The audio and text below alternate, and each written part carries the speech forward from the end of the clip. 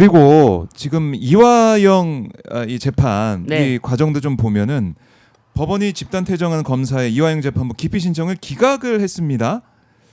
이건 뭐 당연한 수준인가요? 어떻게 봐야 됩니까?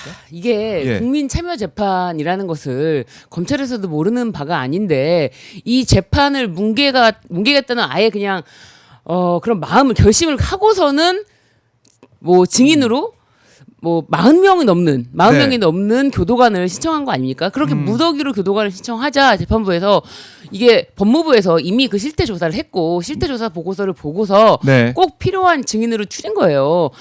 이 국민 참여 재판은요 배심원들이 나옵니다. 배심원들이 나오는데 40몇 명을 어떻게 증인 신문합니까?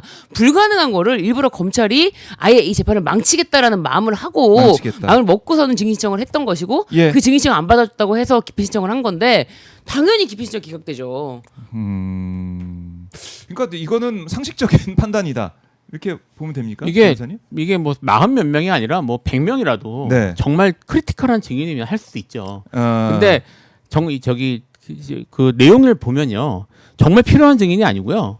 그냥 그 일정 기간 정해놓고 그 기간에 관련했던 근무했던 사람 다 부르는 식으로 그냥 한 거예요. 그러니까 법원에서는 그렇게 되면 당연히 고르죠. 그렇죠. 그건 당연한 건데 이게 이런 건 있어요. 그러니까 그 이제까지 법원이 네. 검찰이 뭘 증거나 이런 걸 신청하면 웬만하면 정말 다 받아줬습니다. 그리고 근데 이제 이건 변호사들한테는 좀 약간 맺힌 얘기인데요. 변호사가 신청하는 증인은 잘 안 받아줘요. 검사가 요청하는 증인은 다 받아줬거든요.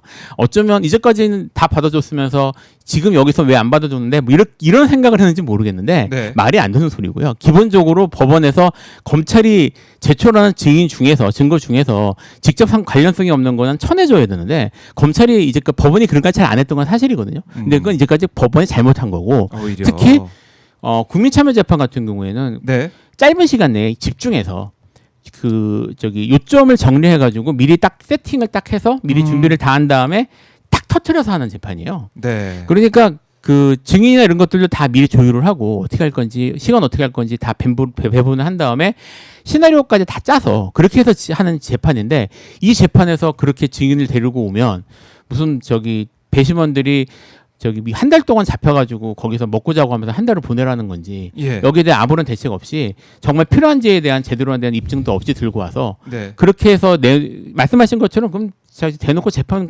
하겠다는 거죠. 그러니까 법원이 이제 법원이 권한을 행사해서 증거나 이런 것들을 조절을 한 거거든요. 증인 시청을 취사 선택을 하고 그랬다고 집단 반발하고 나간 것이니 이거는 당연히 기피 신청이 기각되는 게 정상이고요. 이게 좀 이번 기회에 다른 재판에서도 네. 일반 재판에서도 다 받아주는 거는 이제는 좀 이게 네. 지금 예를 들면 이래요. 그러니까 이거는 뭐 관련이 있으니까 제가 얘기를 하겠습니다. 이재명 이제 그 대장동 재판 같은 경우에 그러게요, 예. 대장동 사건 기록만 증거 기록이 20만 페이지가 넘는데 예. 이게 저희 회사 직원분들이 20만 페이지를 다 복사를 했단 말입니다. 얼마나 힘들었겠습니까? 근데 하면서 자기들이 웃었다는 거예요. 전혀 상관없는 언론 기사가 중복해서 나오는 것도. 그래서 하다가 이게 도대체 뭐냐 이게 자기들 내용을 아무것도 몰라도 이게 왜 나온 건지 알 수가 없는 그런 기사들이 어마어마하게 나왔습니다. 그러니까 그렇게 해서 증거 20만 페이지를 만들어 놓고 예. 이걸 법정에서 문제를 삼으니까 자기들이 필요해서 낸 거라는 거예요.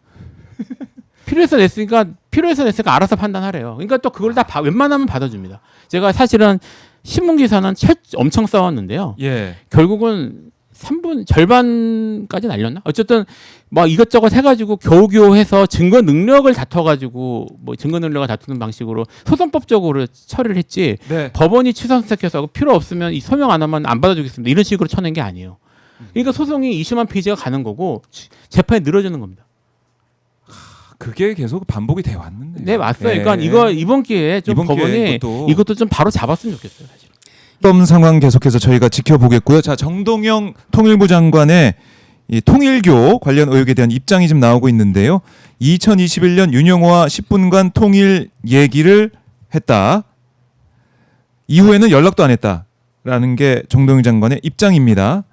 자, 정동영 장관의 입장 다시 한번 말씀드리겠습니다. 2021년 윤영호와 10분간 통일 얘기, 이후에는 연락도 안 했다라는 건데, 자, 이 정동영 장관도 모르겠습니다. 이게 경찰 이제 수사 범위에 있는 것인지 모르겠지만은 어쨌든 이 입장도 냈지만은 경찰에서 수사를 한다고 하면 뭐 조사를 한다고 하면 조사도 받고 계속 이 국민들에게 뭐가 진실인지 이런 것들은 계속 얘기를 해야겠네요. 금품수수 보도는 허위다 이렇게도 입장을 밝히고 있습니다.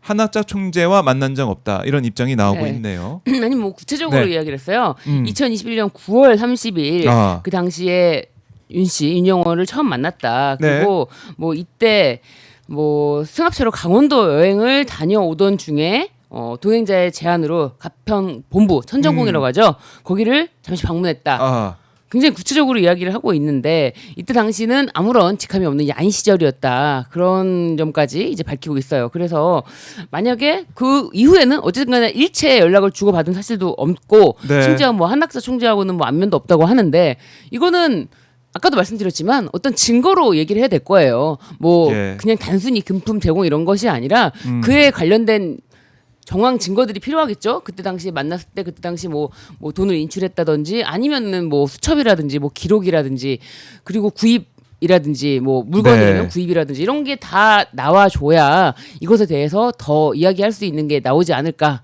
생각합니다.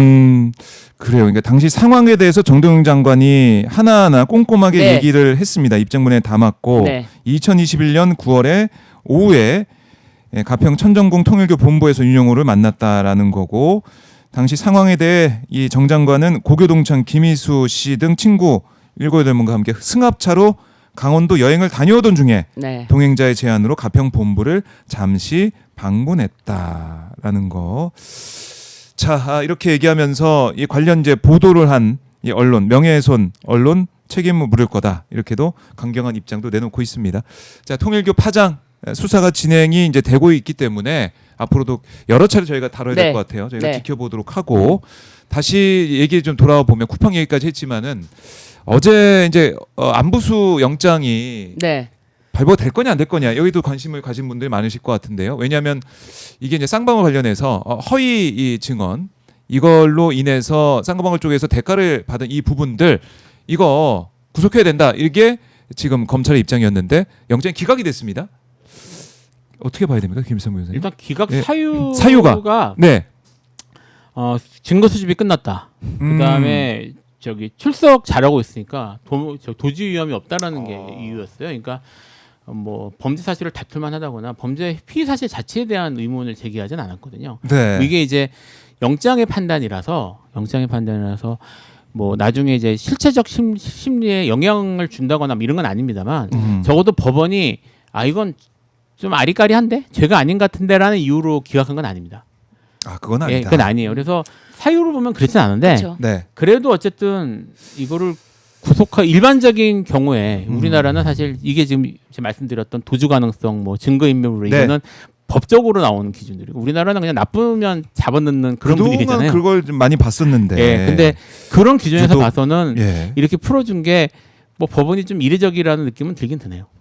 그래요. 근데 참 이 네. 사건이 사실 많은 분들이 관심을 가졌다. 저는 그렇게 생각이 안 드는 게 이거 진짜 보도량이 적습니다. 이화영 전 부지사의 그 연어 술 파티 여기까지가 보도되는 경우는 있어도 그 후속 조치라든지 이런 거에 대해서 보도량이 굉장히 적거든요. 네. 진짜 오마이에서 이렇게 보도해 주는 게 감사할 정도다 싶을 정도로 이화영 부지사의 재판 과정에서 이게 무슨 일이 있었는지 네. 사실 이화영 부지사는 이미 다 대법원까지 재판이 끝났어요. 그럼에도 불구하고 그 당시에 자신의 진술을 회유하기 위해서 연어 술 파티가 있었고 그런 점에 대해서 진술을 했더니 이제 검찰이 바로 그거 네. 위증이다라고 기소했던 사건이 아까 말씀드린 그 기소 사건이고요. 위증 그래요. 사건에서 이제 검찰이 집단 반발하고요. 예. 그리고 안부수는 누구냐? 안부수는 경기도와도 연결이 되고 그리고 쌍방울 그리고 이제 북한 대북 사업과도 연결이 되기 때문에 이 자를 통해서 그 연어 술 파티 등 그 사건 다시 나와야 돼요. 연어 술 파티 등 해서 네. 진술 회유가 되어서 아하. 쌍방울 측에 유리하게 검찰이 원하는 진술 해줬던 거 아니냐라는 네. 겁니다. 그렇기 때문에 사실 이 사건이요. 단순히 여기서는 업무상 횡령 뭐 이런 거 그리고 이제 금품 수수 이런 거 관련해서 뭐 기소가 됐지만 여기서 이런 것이 인정이 된다면 이화영 부지사 지금 확정된 재판이지만 대법원까지 네. 가서 확정된 재판이지만 재심 사유가 됩니다. 재심 사유가 네, 된다. 재심 사유도 되고 하기 때문에 이 재판은 매우 중요하고 그래요. 계속 지속적으로 관심을 가져야 될 사건이라고 저는 보거든요. 네. 그리고 이제 어쨌든 피의자, 뭐 안부수 등 해가지고 이미 객관적으로 자신들이 받았던 것 이것은 다 인정할 수밖에 없는 거 아닙니까? 받은 건데 오피스텔. 오피스텔 네. 제공이니까요. 심지어 이거는 김성태도 뭐 그것은 도의적으로 준 거다. 이거는 진술 회유를 위해서 준 게 아니고 네. 도의적으로 그렇게 제공한 것뿐이다. 이렇게 얘기를 했기 때문에 이거 객관적으로 나온 증거를 뒤집을 수 있는 건 없다. 네, 그리고 이 재판은 계속 지속적으로 우리가 지켜봐야 될 중요한 사건이다. 중요한 네. 사건이다. 신윤진 변호사님이잖아요. 네. 이럴 때 또 제가 딱 변호사라는 생각을 안 하고 있다. 이 날카로운 부분이 또 있어요. 감사합니다. 변호사님이. 네. 알겠습니다. 변호사시죠. 네. 예, 알겠습니다. 자, 그래서 이걸 저희가 지켜보고 오마이뉴스가 계속해서 보도를 하고 있다. 이렇게 다시 한번 강조를 하겠습니다.